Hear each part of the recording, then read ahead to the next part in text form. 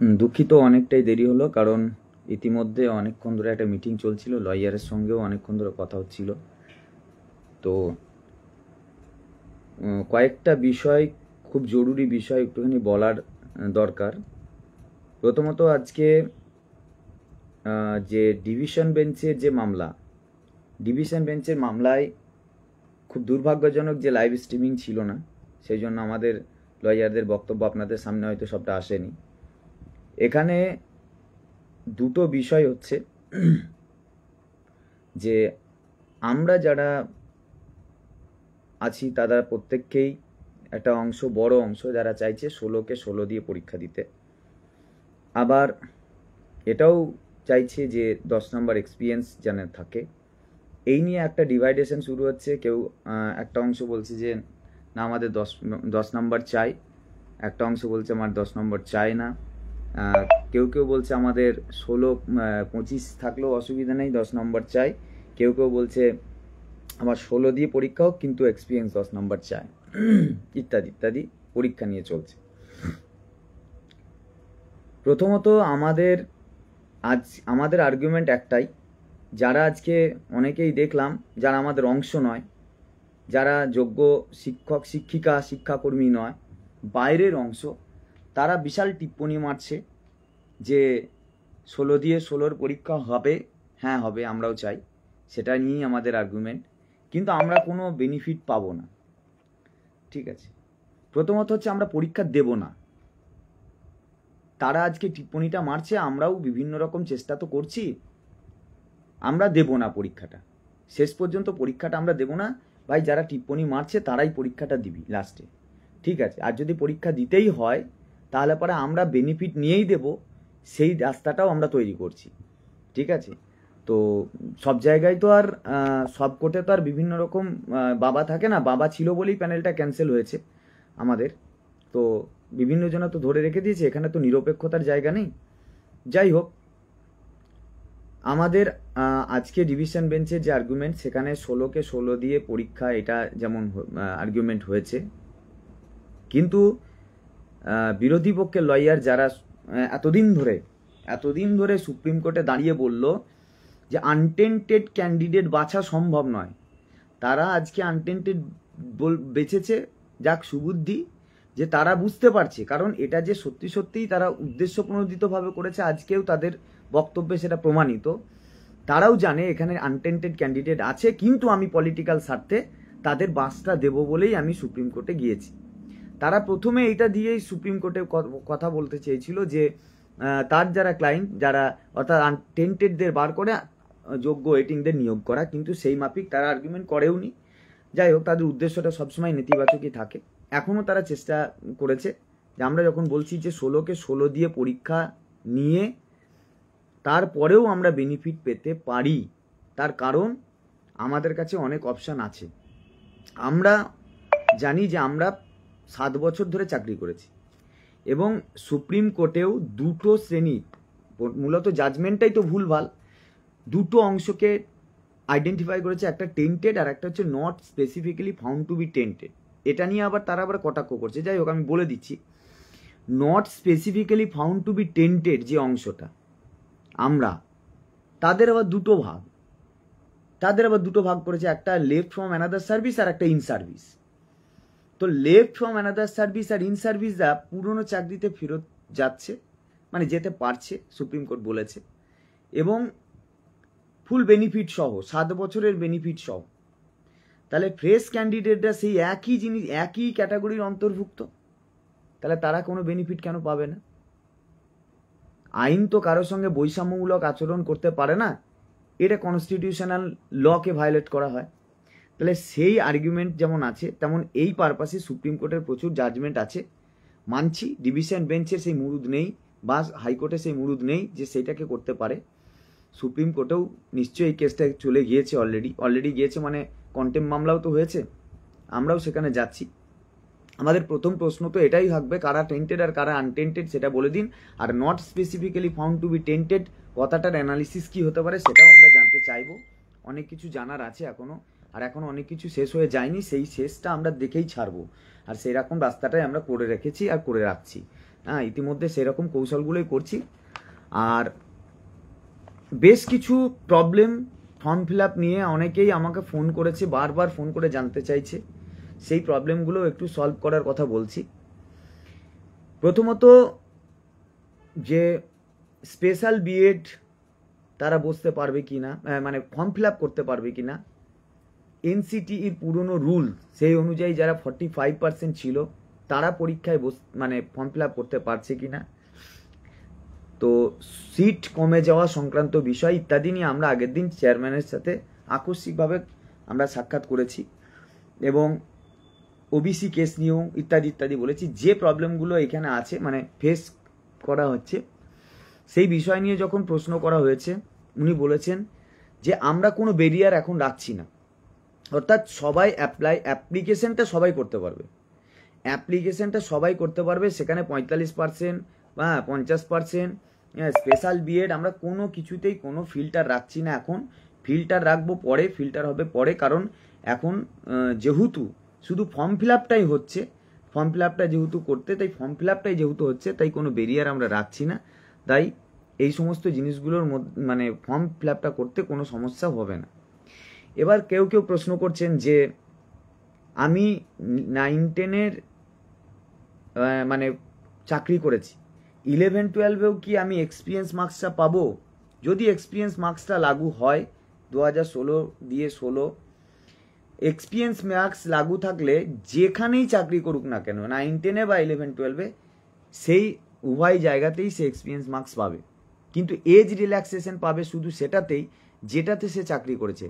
হ্যাঁ, এটাও একটা প্রশ্ন চিহ্ন আছে মানে আমাদের দিক থেকে, কিন্তু এটা স্কুল সার্ভিস কমিশন যেটা গ্র্যান্ট করেছে সেটা আমি বলছি, যে কোনো একটা যেটাতে তারা চাকরি করত সেটাতেই তারা এজ রিল্যাক্সেশন পাবে, দুটোতে পাবে না।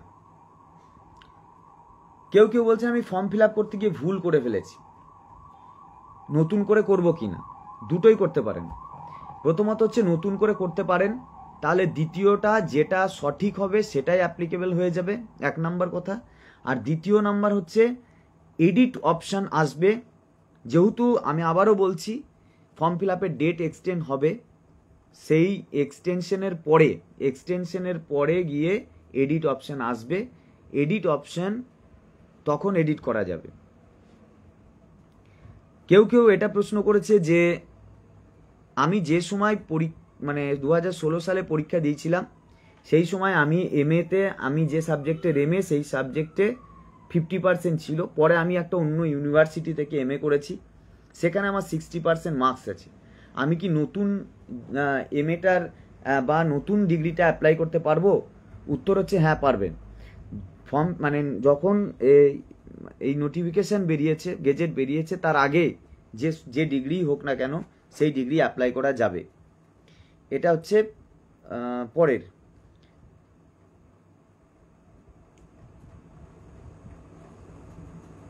আচ্ছা, এইগুলো মোটামুটি ফর্ম ফিল আপ, তার মানে ফর্ম ফিল আপে কোনো রকম সমস্যায় আটকাচ্ছে না, সবাই ফর্ম ফিল আপ করতে পারছে। 1 নাম্বার, ভুল হলে দ্বিতীয়বার রেকটিফাই করে আবার নতুন করে করলে তার অসুবিধা নেই।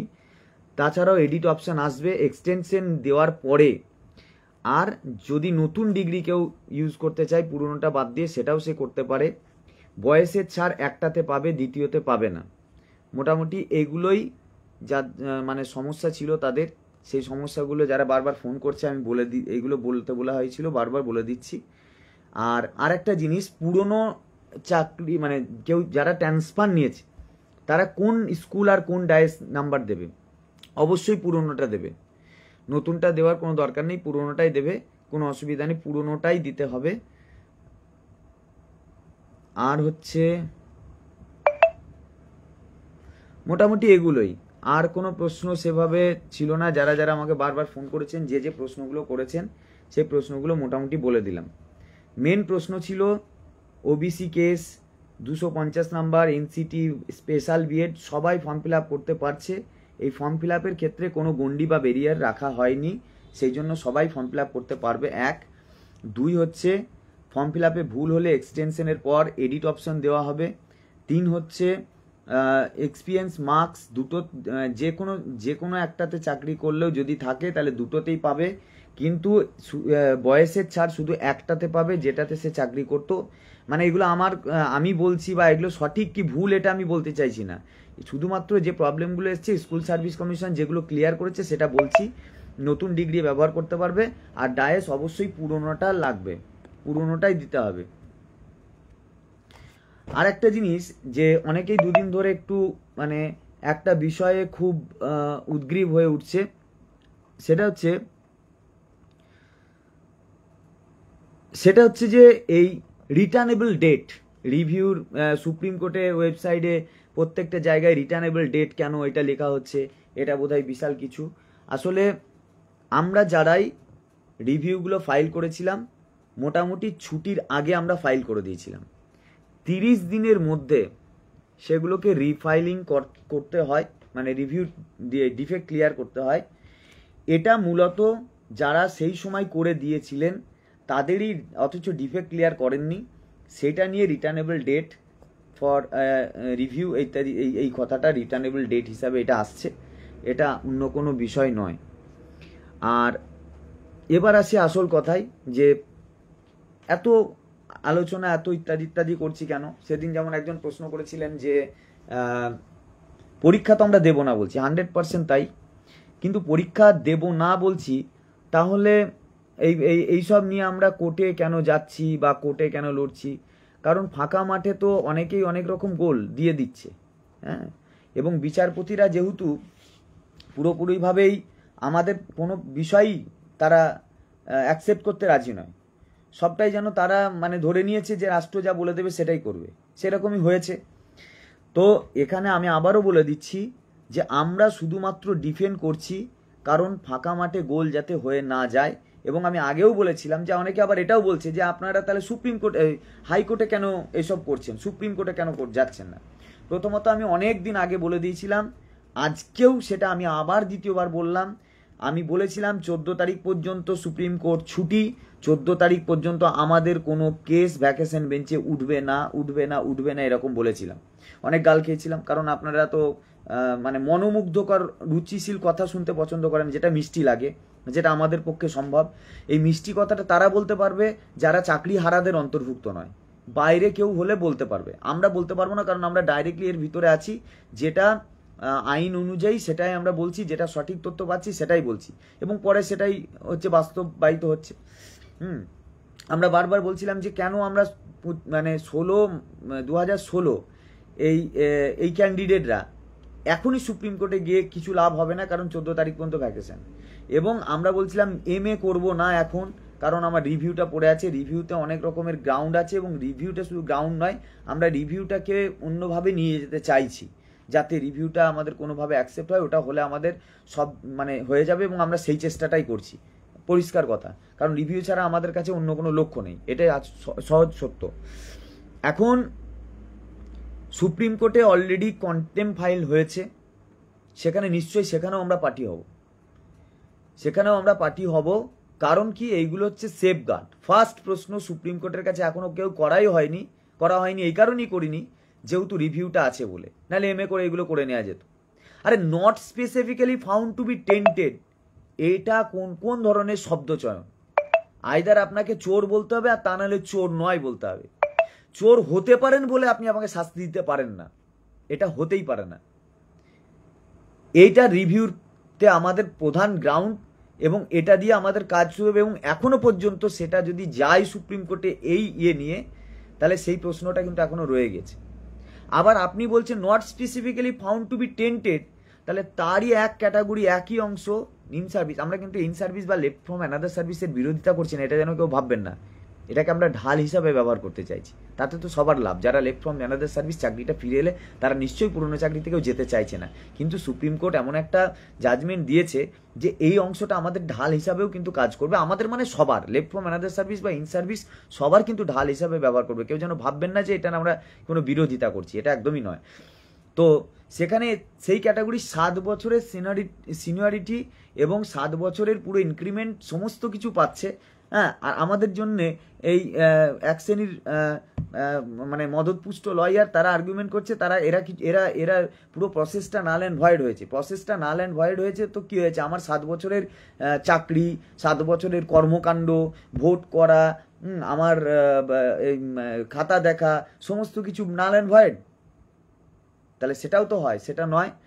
আর সুপ্রিম কোর্টে এরকম একাধিক জাজমেন্ট আছে, যদিও জাজমেন্টগুলো যেগুলো আছে সেই জাজমেন্ট অনুযায়ী প্রচুর কিছু এখনও খেলা বাকি আছে, কারণ পরীক্ষা তো এত সহজে আমরা দেব না।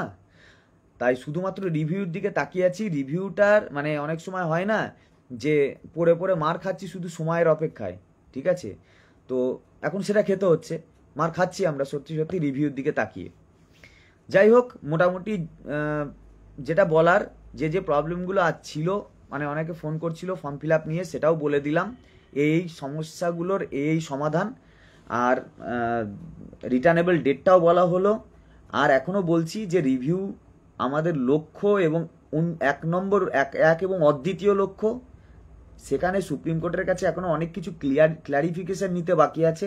শুধু রিভিউটা আমার দুর্বল না হয়ে যায়, সেই জন্য রিভিউটার গ্রাউন্ডগুলো কেটে না যায়, সেই জন্য আমরা এখন ক্ল্যারিফিকেশন কিছু নিচ্ছি না, আমরা এই মাসটা দেখে নিতে চাইছি।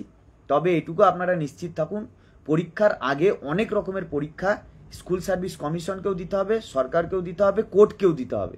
ব্যাপারটা এত সোজা নয় যে রাতারাতি পরীক্ষাটা সে নিয়ে নিতে পারবে। কাকে নিয়ে পরীক্ষা নেবে? অলরেডি টেন্টেড ক্যান্ডিডেটরা পরীক্ষায় বসতে পারবে না, সেটা বলে দিয়েছে কোর্ট। তো সেখানে কোনো লিস্ট এলো না, আইডেন্টিফিকেশান হলো না, কিছুই তো হলো না। তাহলে এখনও অনেক অপূর্ণতা, অনেক জিনিস এখনও বাকি আছে। ফলে এখনই ভেঙে পড়ারও কিছু নেই, শুধু একটু দাঁতে দাঁত কামড়াতে হবে। আগামী 14 তারিখ সকলেই আসবেন, আমাদের অনেক কিছু বোঝার আছে। 14 তারিখের আন্দোলনটা খুব ইম্পর্টেন্ট, গুরুত্বপূর্ণ। মিলিতভাবে আসবেন, সকলে আসবেন, এই আশা রাখি। আর এই আশা রেখে আমরা রিভিউকে সফল করব। একটাই দাবি, কিভাবে ফিরিয়ে আনবেন আপনি, ফিরিয়ে আনুন, ফিরিয়ে আপনাকে আনতেই হবে। আপনারা চাইলে, আপনারা ডুবিয়েছেন, আপনাদেরই মানে ওখান থেকে তুলতে হবে। তাই রিভিউ অ্যাকসেপ্ট করানোর কাজ, রিভিউ থেকে ফিরিয়ে আনার কাজ আমরা যেমন সক্রিয়তা দেখাচ্ছি, আমরা যেমন খুব নিজেদের জীবন জীবিকার প্রশ্নে যেমন মানে শঙ্কিত হয়ে কাজ করছি, তেমনভাবে সরকারকেও সেই দায়িত্বটা নিতে হবে। এটাই শেষ কথা।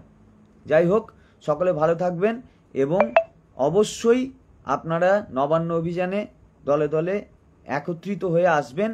আমরা অলরেডি নবান্ন, লালবাজার সকলকেই মোটামুটি এই বিষয়ে অবগত করেছি।